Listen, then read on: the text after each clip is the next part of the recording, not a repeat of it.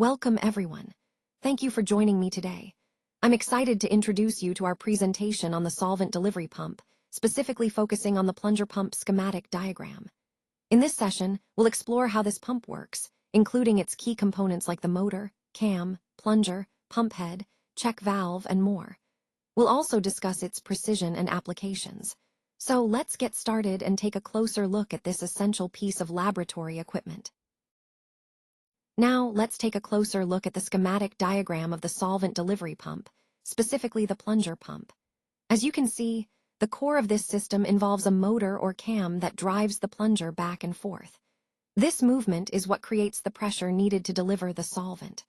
The plunger itself is sealed with a specialized plunger seal, which is crucial for preventing leaks and maintaining consistent flow. The pump head holds the entire assembly together and directs the flow of the solvent. When the plunger moves forward, it pushes the solvent out through a check valve, which ensures that the fluid flows in only one direction, preventing backflow.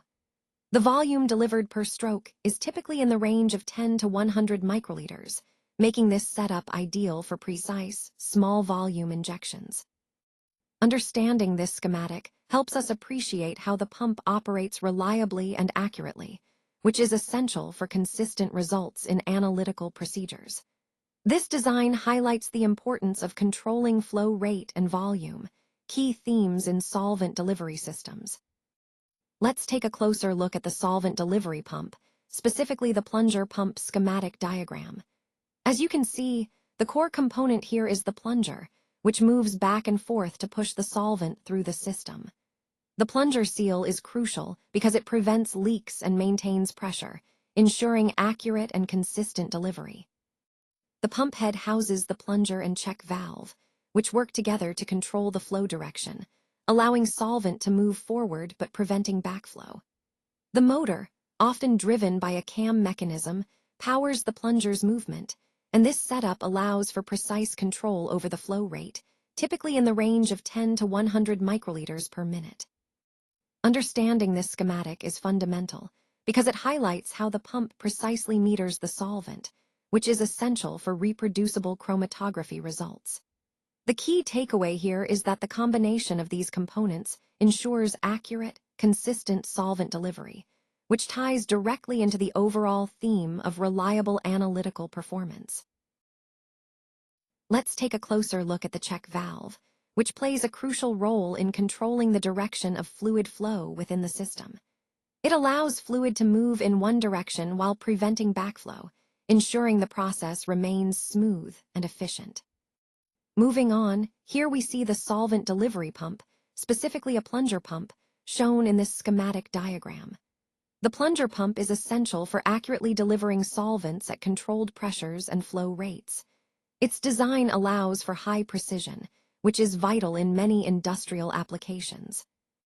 Understanding this schematic helps us appreciate how these components work together. The check valve ensures unidirectional flow, preventing any reverse movement that could disrupt the process. Meanwhile, the plunger pump provides consistent, reliable solvent delivery. All of these elements, check valves and plunger pumps, are integral to maintaining the efficiency and safety of the system. They highlight the importance of precise control in fluid handling, which is a key theme in our overall presentation. Let's take a closer look at the solvent delivery pump, specifically the plunger pump schematic diagram.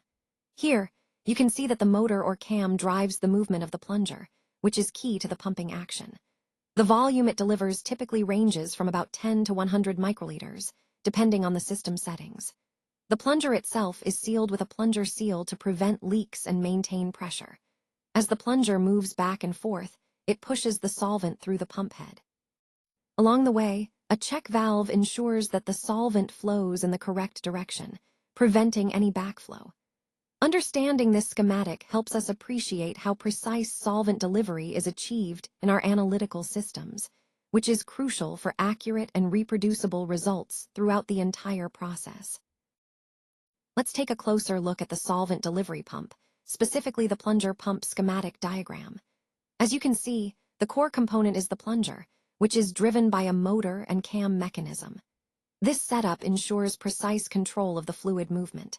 The plunger is sealed with a plunger seal to prevent leaks and maintain pressure stability. When the motor turns the cam, it moves the plunger back and forth, creating a pumping action. This particular pump handles volumes ranging from 10 to 100 microliters, making it ideal for applications requiring high accuracy and small sample sizes. The pump head houses the plunger and check valve, which plays a crucial role in controlling the flow direction, allowing fluid to enter during the intake stroke and exit during the discharge stroke. Understanding this schematic helps us see how the mechanical components work together to deliver solvents reliably and precisely, which is fundamental for the overall performance of the analytical system. Let's take a closer look at the solvent delivery pump, specifically the plunger pump schematic diagram. As you can see, the core component here is the plunger itself, which moves back and forth to push the solvent through the system. The plunger seal is crucial because it prevents leaks and maintains pressure, ensuring accurate delivery. The motor or cam mechanism drives the plunger, controlling its movement precisely. This setup allows us to deliver very small volumes, typically in the range of 10 to 100 microliters, which is essential for high-precision applications. The pump head houses the plunger and check valve, which plays a vital role in maintaining flow direction and preventing backflow. The check valve only allows solvent to move forward, ensuring a consistent and controlled flow. Understanding this schematic helps us appreciate how the plunger pump achieves accurate solvent delivery, which is fundamental to the reliability and precision of our analytical processes.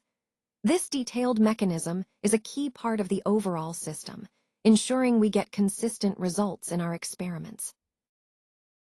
Now, let's take a closer look at the solvent delivery pump, specifically the plunger pump schematic diagram. As you can see, the core of this system relies on a motor or cam mechanism that drives the plunger.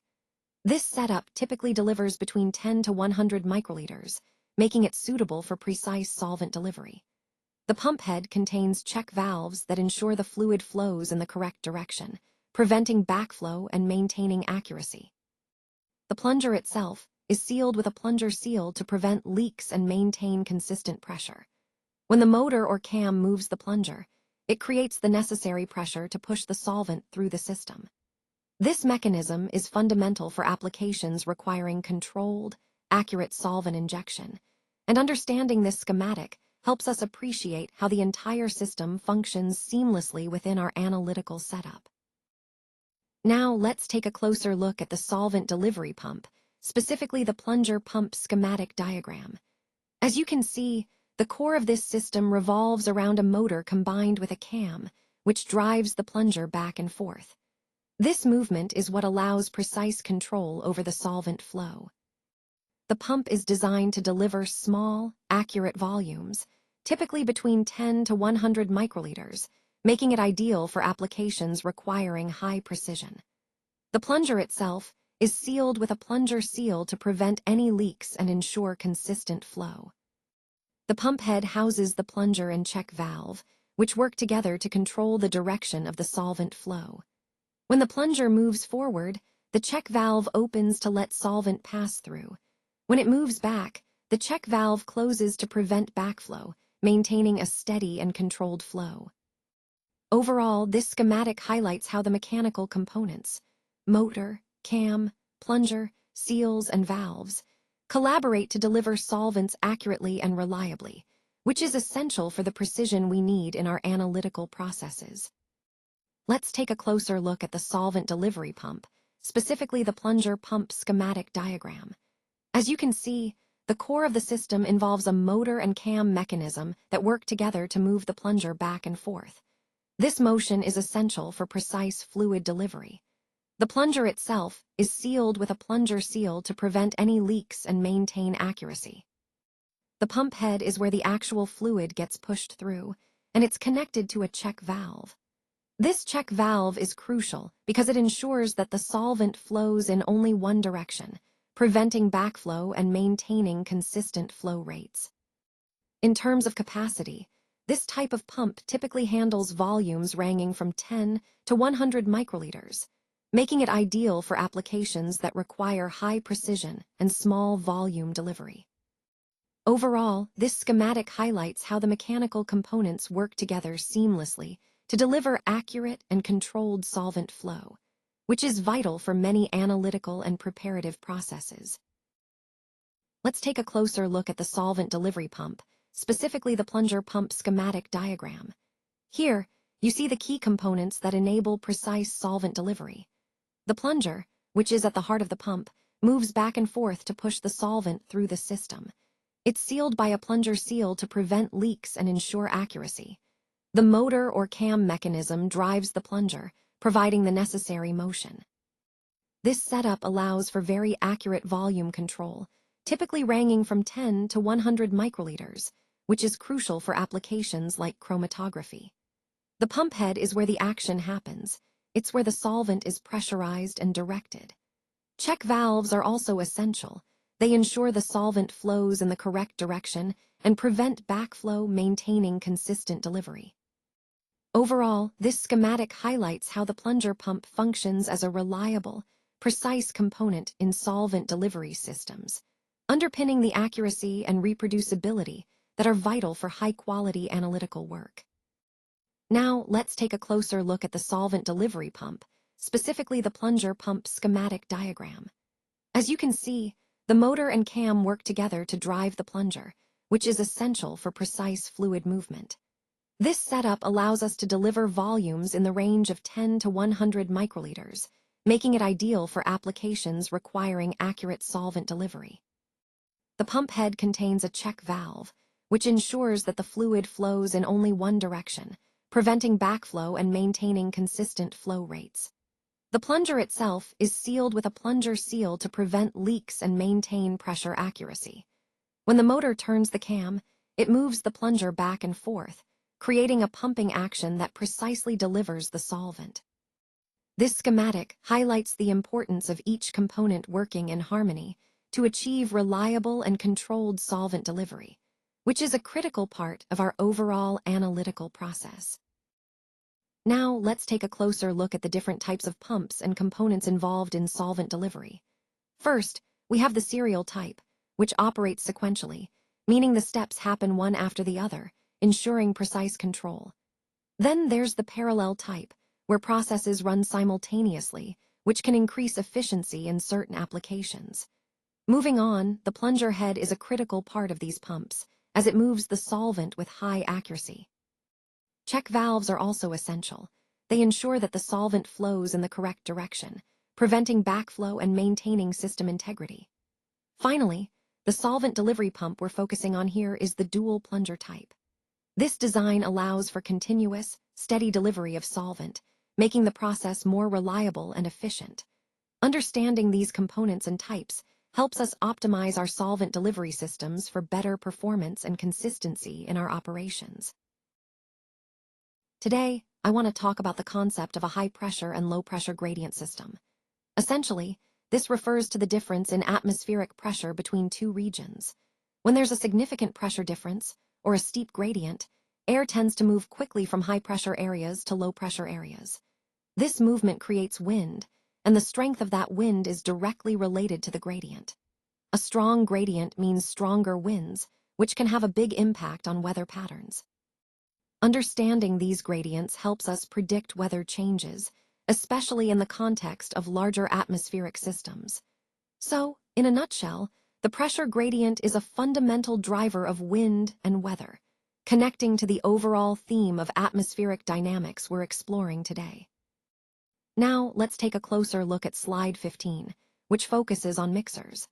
When we talk about mixers in this context, we're referring to the different types of equipment and setups used to combine various signals or components. This includes mister types, SS types, and ball types. Each of these has unique characteristics and applications, so understanding their differences is key to selecting the right one for a specific situation. For example, mister types might be preferred for certain audio mixing scenarios, while SS types could be more suited for others. The ball type mixers, on the other hand, offer a different set of benefits that can be advantageous depending on the requirements.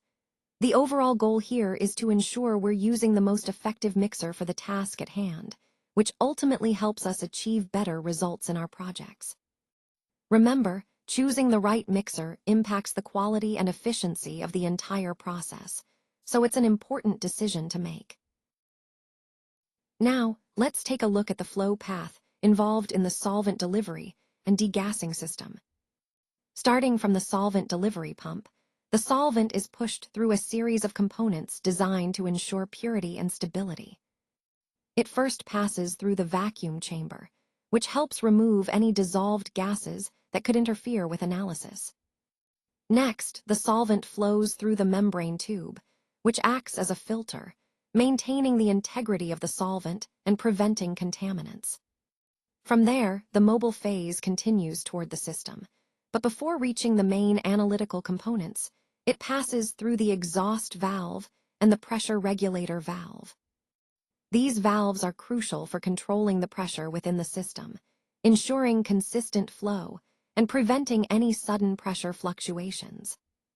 The mobile phase then proceeds to the main part of the system, where it is used for chromatography. On the other side, the system is connected to the HE cylinder, which provides helium as a purge gas. This helium can be of the HE purge type, which is specifically designed to efficiently remove gases from the system. Additionally, there's a gas-liquid separation membrane that helps separate any residual gases from the liquid mobile phase, ensuring the purest solvent enters the analysis. Finally, the system is connected to the online degasser, which continuously removes dissolved gases from the mobile phase during operation. This online degasser is essential for maintaining a stable baseline and high-quality data. Overall, this setup highlights how each component plays a vital role in maintaining solvent purity, pressure stability, and overall system performance. Now, let's take a look at the different types of column ovens we use in chromatography. First, there is the air circulating type, which relies on a fan to evenly distribute heat around the column. It's quite effective for maintaining uniform temperature. Next, we have the block heating type, where the column is embedded in a heated block, providing consistent temperature control. A common variation is the aluminum block heater, which offers excellent thermal conductivity and quick heating. Then, there's the thermal insulation column jacket type, which helps minimize heat loss and ensures temperature stability during runs. We also use water baths in some cases, especially for temperature-sensitive separations, because they provide gentle, uniform heating. Now, why are these different types important? Well, the main purposes are to obtain the repeatability of the retention time, meaning we get consistent results each time we run a sample, and to improve separation efficiency. Consistent temperature control is crucial for accurate, reproducible chromatography results. That's where the column oven plays such a vital role, ensuring the correct and stable temperature environment for our columns. Ultimately, choosing the right type of oven depends on the specific requirements of your analysis, but the goal remains the same: to enhance separation quality and reproducibility. Let's take a look at some of the key equipment used in industrial baking processes. First, we have the block heating system. This method provides consistent, controlled heat by surrounding the product with a heated block, ensuring even cooking or baking. Next, air circulation plays a crucial role. Good airflow helps distribute heat uniformly across the oven, preventing hot spots and ensuring that every part of the product bakes evenly. Moving on, the column oven is a popular choice for continuous baking operations. Its vertical design allows for efficient use of space and consistent temperature control throughout the baking process.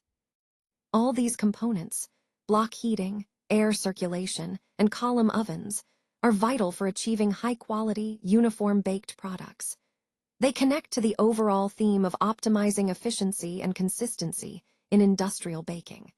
By understanding how these elements work together, we can better appreciate how modern baking operations maintain product quality at scale. Let's take a closer look at the required performances of the sample injector. First, it's crucial that we don't leave any sample remaining after injection. This ensures maximum efficiency and accuracy in our analysis. Next, the sample band broadening is minimal, which is key for achieving sharp, well-defined peaks, something that really improves the quality of our results. Another important point is that the injection volume can be varied freely. This flexibility allows us to adapt to different sample requirements without sacrificing performance. Additionally, the injection loss is minimal, meaning we lose very little sample during the process, which again boosts our overall efficiency. Finally, the injector boasts excellent durability and pressure resistance. This makes it reliable for long-term use and under high-pressure conditions, ensuring consistent performance over time. Overall, these features make the sample injector a robust and versatile tool that supports precise, efficient, and reliable analysis. So in this slide, we're looking at a sample loop setup within an HPLC system. Essentially, the sample loop is a critical component because it's where the sample is held temporarily before injection. Here, you can see the column, which is the heart of the separation process, connected to the pump. The pump's role is to deliver the mobile phase at a consistent flow rate, ensuring reliable results. Next, the sample is injected through this inject position, which is part of the 6-port valve system. The valve switches between loading the sample into the loop and then directing it into the column for separation. The load position is where the sample is introduced into the loop, and then, when the valve switches to the inject position, the mobile phase pushes the sample from the loop into the column. This cycle repeats with each injection, maintaining a precise and consistent process. Remember, the key here is how the 6-port valve system orchestrates the sample loading and injection seamlessly, ensuring accuracy and reproducibility in your analyses. This setup is fundamental to understanding how automated and precise modern HPLC systems are. All right, let's take a closer look at this slide. Here, we're focusing on the direct sampling autoinjector, which is a key component in many analytical systems.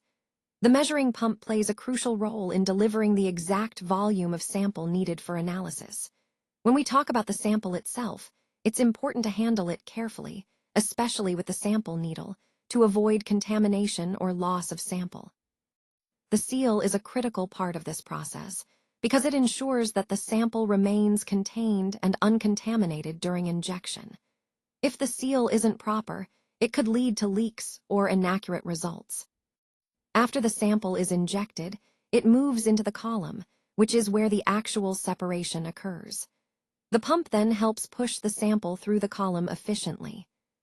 So, in summary, this slide highlights how each component, from the sample needle to the seal and pump, works together to ensure precise and reliable sample introduction, which is fundamental for accurate chromatography results.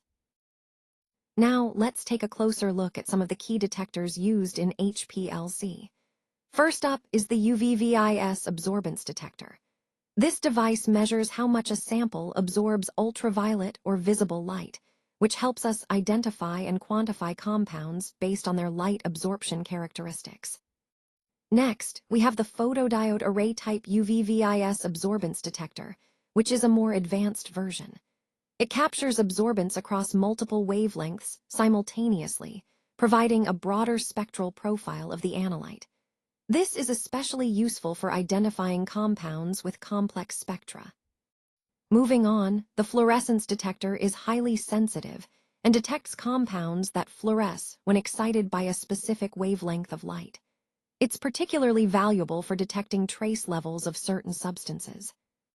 Then there's the refractive index detector, which measures changes in the refractive index of the eluent as different compounds pass through. It's a universal detector but less sensitive compared to others, often used for non-chromophoric compounds. The evaporative light scattering detector, or ELSD, is unique because it detects analytes by measuring light scattering from particles after the solvent has been evaporated. It's versatile and works well for compounds that don't have UV absorbance. We also have the electrical conductivity detector, which measures how well the solution conducts electricity. This is especially useful for ionic compounds and in applications like ion chromatography. The electrochemical detector measures the current resulting from oxidation or reduction reactions of electroactive species, making it highly selective for certain analytes. Finally, the mass spectrometer is a powerful detector that provides detailed molecular information, allowing us to identify and quantify compounds with high accuracy. All of these detectors serve as essential tools in our HPLC systems, helping us tailor our analytical approach based on the properties of the compounds we're analyzing. This diversity in detection methods really enriches our ability to analyze complex mixtures efficiently and accurately. Let's talk about the requirements for detection conditions, starting with selectivity. The goal here is to detect only the target compounds as accurately as possible. Ideally, our detection method should give a much larger response to the target compounds and a smaller response to other, non-target compounds. This helps us distinguish the compounds we're interested in from the rest. Next, sensitivity is crucial. We need to ensure that our detection method has appropriate sensitivity, meaning it can detect even very small amounts of the target compounds. If it's not sensitive enough, we might miss important signals, but if it's too sensitive, we might pick up noise or irrelevant signals. Then, there's applicability to separation conditions. Our detection system should work well under the specific separation methods we're using, maintaining accuracy and reliability throughout the process. And finally, ease of use is always important. A detection method should be user-friendly, practical, and straightforward to operate, especially in real-world laboratory settings. All these points are interconnected and essential for developing a reliable and effective analytical method. Let's take a closer look at this table, which compares some of the major detectors used in analytical chemistry. First, we see the selectivity, sensitivity, and gradient for each detector. These are key factors in choosing the right detector for a specific application. Starting with the UV visible detector, it's quite a common choice because it's generally good at detecting light-absorbing substances. Its sensitivity is rated as good, or meaning it's reliable for many analytes, and it offers a decent gradient, which helps in separating different compounds. Next, the fluorescence detector is very sensitive, especially for fluorescent substances. It also has a good rating for sensitivity, making it excellent for trace analysis, like detecting very small amounts of a compound. Then we have the refractive index detector, which is quite different. It's versatile because it doesn't require the analyte to have any specific properties like light absorption or fluorescence. However, its sensitivity, marked as poor, or means it's less suitable for detecting low concentrations. Moving on to the evaporating light scattering detector, this one detects non-volatile substances, and it's quite sensitive, rated as making it useful for detecting particles or polymers that don't evaporate easily. The electroconductivity detector targets ionic substances, with a sensitivity rated as, indicating it's very effective for ions, such as salts or acids, and is useful in many environmental and biological analyses. Finally, the electrochemical detector is specialized for substances with redox properties, like certain drugs or metabolites. Its sensitivity is also rated as, highlighting its ability to detect very small amounts of redox-active compounds. Overall, this comparison helps us understand that each detector has its own strengths and limitations, and the choice depends on the specific analyte and analysis needs. Remember, these ratings are general. There are always exceptions depending on the context. Now, let's take a closer look at the table on this slide, which outlines the different types of detectors and the kinds of compounds they can identify. First, we have UV-Vis and PDA detectors. These are particularly useful for detecting compounds that contain chromophores, such as aromatic rings or molecules with multiple alternating double bonds. These features give the compounds the ability to absorb light in the ultraviolet or visible range, making them detectable. Next, there's the RF detector. This one is specialized for fluorescent compounds, usually those with fused rings or highly conjugated planar systems. When exposed to specific wavelengths of light, these compounds fluoresce, allowing us to detect them effectively.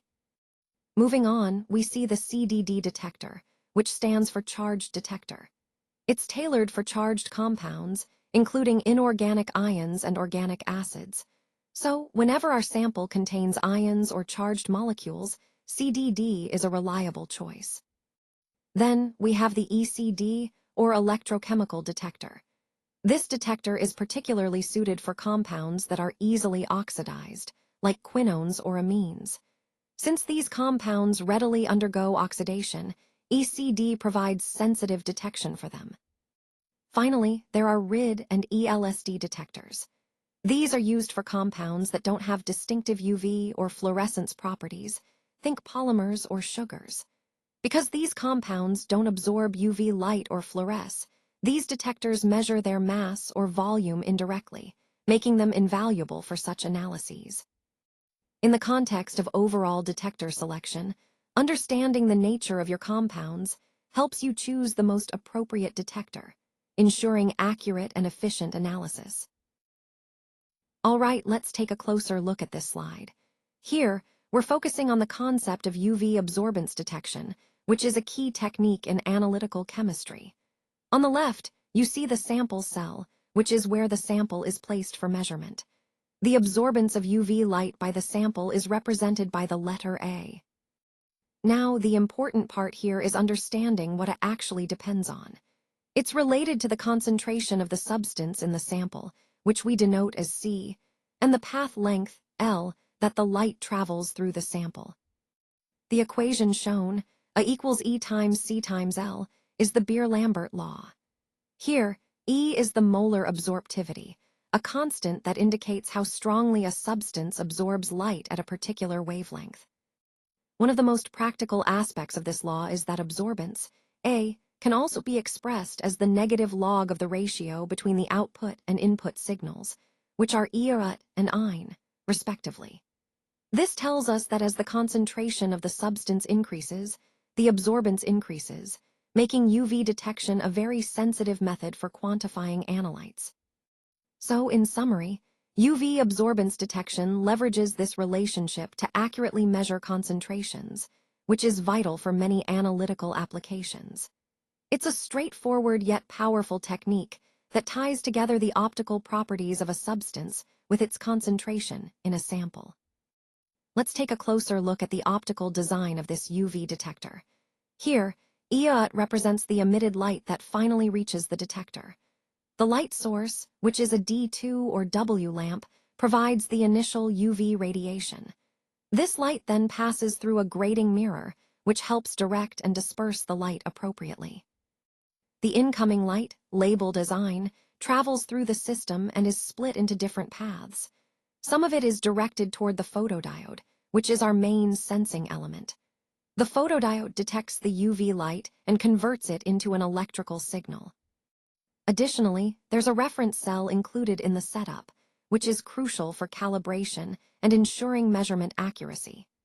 The sample cell is where we introduce our sample, so any absorption or changes in the UV light can be measured effectively.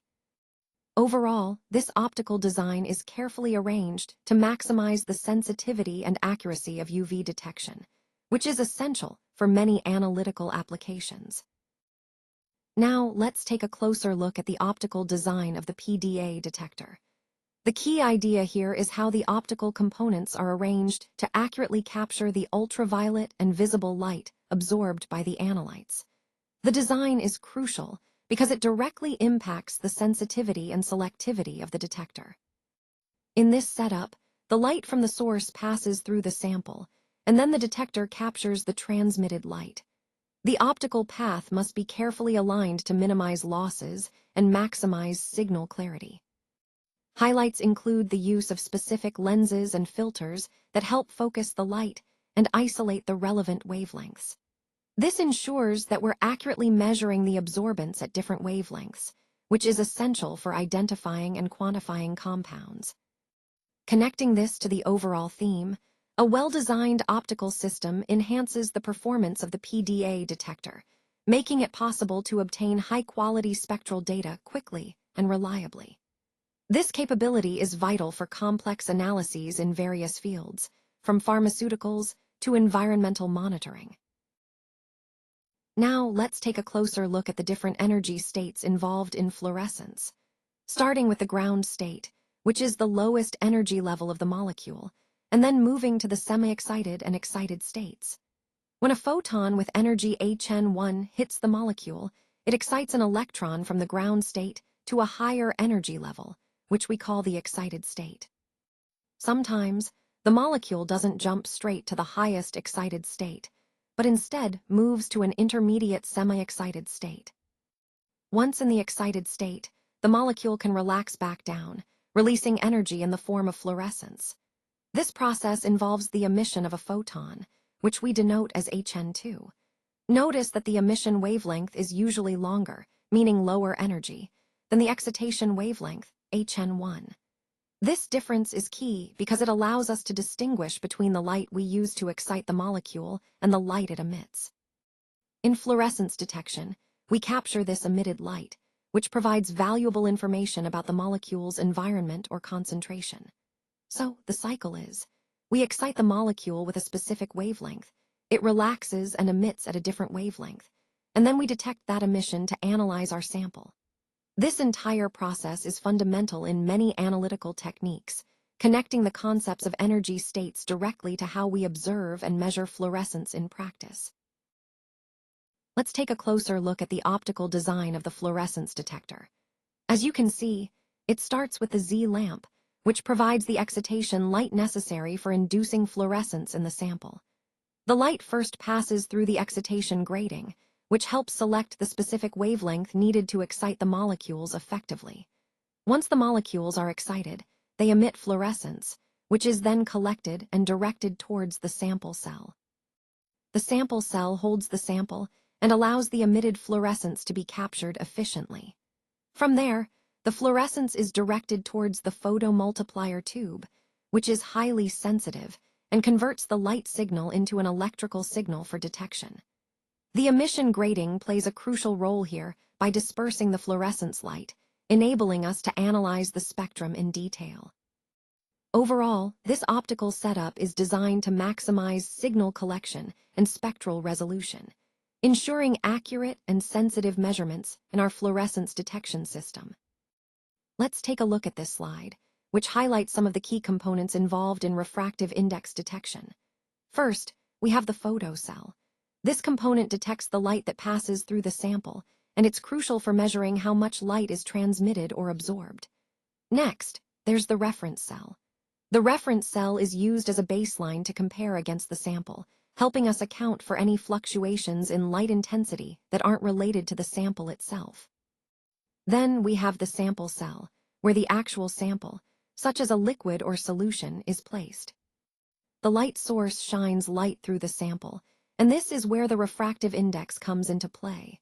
The refractive index detection measures how much the light bends or changes direction as it passes through the sample. This change in light behavior allows us to determine the refractive index of the sample accurately. Overall, this setup, combining the photocell, reference cell, and sample cell, enables precise measurement of the sample's optical properties. It's a vital part of many analytical techniques, especially in identifying and characterizing different substances based on how they interact with light.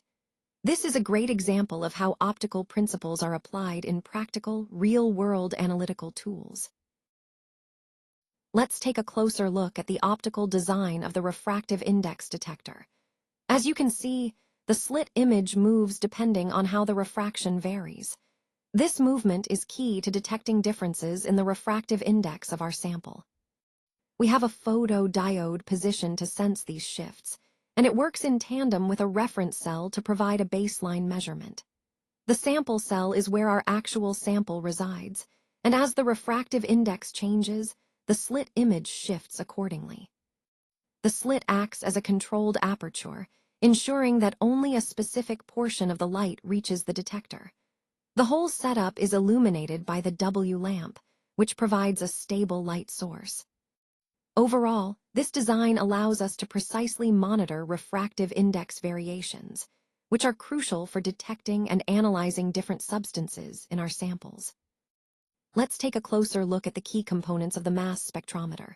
First, we have the mass analyzer, which is responsible for separating ions based on their mass-to-charge ratio. This is where the actual analysis happens, allowing us to identify and quantify different compounds. Next, there's the detector, which records the ions that have been separated, turning their signals into data we can interpret. You'll notice the diagram also shows the flow of gases and pressures. The system operates under high vacuum conditions, maintained by a high vacuum pump. This vacuum environment is crucial because it reduces ion collisions with air molecules, which helps improve the accuracy and sensitivity of the analysis. Between the high vacuum and atmospheric pressure regions, we've got the API probe. This is where the sample enters the mass spectrometer, often from a liquid chromatography system, like LC-MS. It connects the sample introduction point to the mass analyzer, ensuring smooth transfer of ions for analysis. The TMP1 and TMP2 are temperature control points that help maintain optimal conditions within the system, ensuring consistent and reliable results. Overall, this setup integrates the vacuum system, sample introduction, and detection to give us precise and detailed information about our samples. This is a fundamental part of the overall analytical process, enabling us to identify compounds with high accuracy. Let's take a closer look at the MS spectra and the chromatograms for specific MZ values. These chromatograms show us how different ions appear over time, which helps us track and identify compounds. The total ion chromatogram provides an overall view of all ions detected during the analysis, giving us a comprehensive picture of the sample's complexity. On the slide, you'll notice the labeled peaks A, B, which correspond to specific ions. By examining their MS spectra, we can perform peak identification and structural analysis, helping us determine what compounds are present and their structures. One key point here is detection at a specific MZ, which offers high selectivity. This means we can target particular ions with precision, reducing interference from other molecules. Finally, the advantages of LC-MS truly shine in this context. The combination of separation by liquid chromatography and sensitive detection by mass spectrometry allows us to analyze complex mixtures efficiently, with great specificity and accuracy. This approach is vital in many applications, from qualitative analysis to structural elucidation, and it really enhances our overall analytical capabilities. Now, let's take a closer look at how a small particle can enable ultra-high-speed analysis under extremely high-pressure conditions. This slide highlights the key aspects of our chromatographic setup. The mobile phase we use is a mixture of water and acetonitrile in a 3:7 volume ratio, which helps optimize the separation process. We perform the analysis at a temperature of 40 degrees Celsius to improve peak resolution and reduce analysis time. The detection is carried out using absorbance at 245 nanometers, which is suitable for identifying these specific compounds. Speaking of compounds, the peaks we observe correspond to a series of phenol derivatives, starting with actophenone, then propiophenone, butyrophenone, balenophenone, hexanophenone, heptanophenone, and octanophenone. The pattern of these peaks reflects how their molecular structures influence their retention times in the system. This approach, utilizing UHPLC or ultra-high-speed chromatography, is particularly powerful because it allows us to perform rapid and highly efficient analyses that are essential in many research and industrial applications. Overall, this slide emphasizes how leveraging small particles and optimized conditions can significantly enhance our analytical capabilities, advancing our ability to analyze complex mixtures quickly and accurately. Now, let's turn our attention to ELSD, which stands for evaporative light scattering detection. This technique is particularly useful when you're working with compounds that don't have strong UV absorbance or fluorescent signals. It's a universal detector, meaning it can be applied to a wide range of analytes, making it quite versatile in analytical chemistry. The key idea behind ELSD is that the detector works by nebulizing the liquid effluent from the chromatography column into a fine mist, then evaporating the solvent, leaving behind the analyte particles. These particles scatter light, and the detector measures this scattered light to quantify the analytes. One of the most important concepts here is that ELSD provides a nearly universal detection method without requiring the analyte to have specific optical properties. This broad applicability makes it especially valuable in complex mixtures, or when analyzing compounds with poor UV or fluorescence characteristics. Connecting this back to our overall theme, ELSD enhances our analytical toolkit by offering a reliable, versatile detection option that complements other methods. It allows us to detect a wider range of compounds, improving our ability to analyze complex samples more comprehensively. Thank you. I appreciate you taking the time to go through this presentation with me. I hope the key points we've discussed today have been clear and helpful. Remember, the main takeaway is the importance of applying these concepts to make a real difference in your work or projects. Connecting these ideas to the overall theme of growth and innovation can really drive meaningful change. Thanks again for your attention and engagement. It's been a pleasure sharing this with you.